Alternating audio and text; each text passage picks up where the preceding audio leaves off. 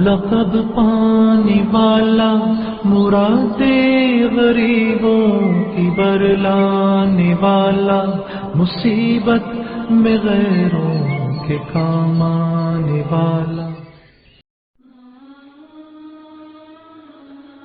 غزوہ تبوک۔ شام تجارت کی بہت بڑی منڈی تھی۔ مکہ اور مدینہ سے اکثر تجارتی قافلے وہاں آتے جاتے رہتے۔ ہجرت نبوی کا 9واں سال تھا کہ ایک قافلہ شام کی طرف سے مدینہ میں آیا اور قافلے والوں نے صحابہ کرام کو دوسرے حالات سفر کے علاوہ ایک نہایت ہی اہم واقعے کی اطلاع دی۔ ہم شام سے آ رہے ہیں، اس سال کپڑے کا بھاؤ بہت مندا رہا، یمنی چادریں 4 درہم میں بکی ہیں۔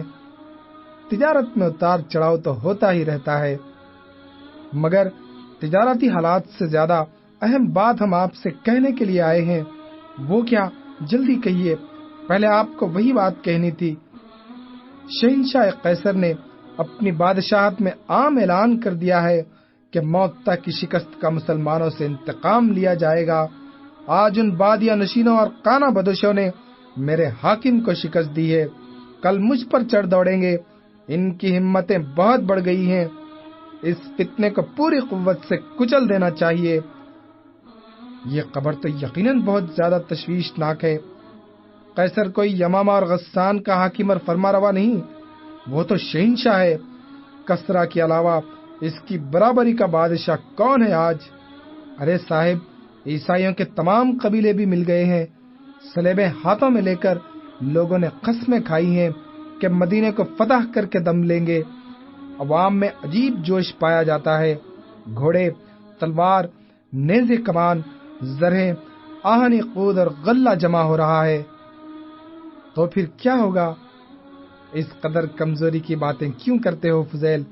ہم نے قریش کی بڑی بڑی جمعیتوں کو شکست دی ہے، اور وہ بھی انتہائی بے سر و سامانی کی حالت میں۔ قیصر کو اپنی شہنشاہی پر گھمنڈ ہے، مگر میدان جنگ میں اس کافر کی اولاد کو معلوم ہو جائے گا کہ مسلمان ایسے ہوتے ہیں، حق کے سامنے باطل ٹھہر نہیں سکتا، سچائی جھوٹ سے دب نہیں سکتی۔ رسول اللہ کو اس واقعے کی اطلاع ملی تو حضور نے جنگ کی تیاری کے لیے عام اعلان فرمایا۔ یہ قیصر روم سے مقابلہ تھا، پہلی تمام لڑائیوں سے بڑی لڑائی تھی، اس لیے بہت زیادہ ساز و سامان کی ضرورت تھی۔ حضرت عثمان غنی اونٹوں اور گھوڑوں کی قطاریں اور 1000 دینار لے کر بارگاہ نبوت میں حاضر ہوئے۔ حضرت عبد الرحمن بن عوف نے 40,000 درہم حاضر کیے۔ حضرت عمر فاروق نے گھر کے تمام مال و اسباب میں سے آدھا حصہ نظر کیا۔ یہ کون آ رہا ہے؟ تیز تیز ابا کا دامن زمین پر گھسیٹ رہا ہے۔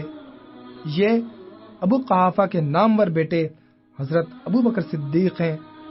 ارے صاحب، یہ تو اپنے ساتھ اونٹ، بکری، تلواریں، زریں، پہننے کے کپڑے، یہاں تک کہ پانی پینے کے برتن تک لیے جا رہے ہیں۔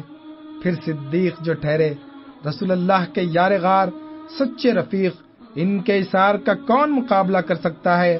اب تک عمر فاروق کا نمبر بڑا ہوا تھا، آدھا مال لے کر بارگاہ نبوت میں حاضر ہوئے تھے، مگر صدیق اکبر کا اثار سب سے بڑھ گیا۔ ذالک فضل اللہ یؤتی من یشاء واللہ ذو الفضل العظیم۔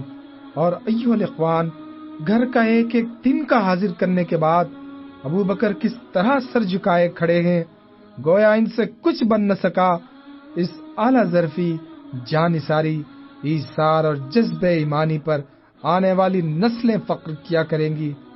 ابو عقیل ایک غریب انصاری تھے، مزدوری کر کے پیٹ پالتے، کبھی کام نہ ملتا تو گھر میں فاقہ رہتا۔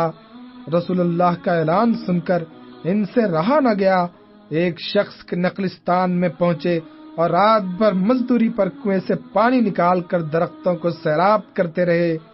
اس مشقت کی مزدوری پر 4 سیر کھجوریں ملی، 2 سیر تو بال بچوں کو دے آئے اور آدھی کھجوریں لے کر دربار نبی میں حاضر ہوئے۔ دل اندر سے بچا بچا سا تھا، اپنی ناداری پر ان کو افسوس ہو رہا تھا۔ سوچتے تھے کہ دوسرے لوگوں نے تو درہم و دینار کے ڈھیر لگا دیے ہیں، میری ان 2 سیر کھجوروں کی کیا وقت ہوگی؟ بلکہ دیکھنے والے الٹا مذاق اڑائیں گے کہ اس حقیر ہدیے کے لانے سے تو یہی اچھا تھا کہ گھر میں بیٹھے رہتے۔ مگر صاحب الفقر فقری نے ابو عقیل کے خلوص کی یہ قدر فرمائی کہ ان کی لاہی ہوئی کھجوروں کو تمام قیمتی مال و اسباب پر بکھیر کر اس ہدیہ اخلاص کو سب سے اونچا کر دیا۔ انصاری کا دل خوشی سے باغ باغ ہو گیا، دل کی بھنجاوٹ اور خفت کا ملال جاتا رہا۔ وہ اپنی تہ دستی پر ناز کرنے لگے۔ شدید گرمی کا زمانہ تھا، آسمان سے سچ مچ آگ برس رہی تھی اور زمین آتش کدہ بن گئی تھی، جھلسا دینے والی لو چل رہی تھی۔ یہ زمانہ گھروں میں بیٹھ کر آرام کرنے کا تھا، سفر بھی کوئی منزل 2 منزل کا نہ تھا، سینکڑوں میل کی مسافت، گرمی کی شدت، راستے میں کوسوں دور تک پانی اور سایہ دار درختوں کا پتہ نہیں، سواریوں کی قلت، اس پر مستضاد ایک ایک اونٹ پر کئی آدمی سوار، اور بہت سے تو پیدل چل رہے تھے۔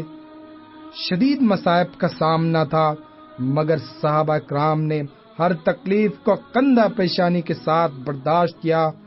تبوک میں پہنچ کر مسلمانوں کا لشکر، جس کی تعداد 30,000 کے لگ بھگ تھی، ٹھہر گیا۔ اب آگے شام کا علاقہ تھا۔ 1 ماہ تک رسول اللہ مسلمانوں کی جمعیت کے ساتھ تبوک میں قیام فرما رہے۔ اہل شام کو جب معلوم ہوا کہ مدینہ پر ان کے حملہ کرنے سے پہلے مسلمان خود کیل کانٹے سے لیس ہو کر حدود شام میں آن پہنچے، تو ان کی ہمتیں پست ہو گئیں۔ قیصر کا جوش انتقام سرد پڑ گیا، اور جن عیسائی نوجوانوں نے مسلمانوں کو خاک و خون میں تڑپانے کا بیڑا اٹھایا تھا، ان کے ولولوں نے آپ ہی آپ ہتھیار ڈال دیے۔ مسلمانوں کے اس دلیرانہ اقدام نے روم و شام ہی نہیں، مصر و ایران تک ہلا دیا۔ جہاں جہاں اس واقعے کی اطلاع پہنچی، لوگ محسوس کرنے لگے کہ کسی نئے انقلاب کا ظہور ہونے والا ہے۔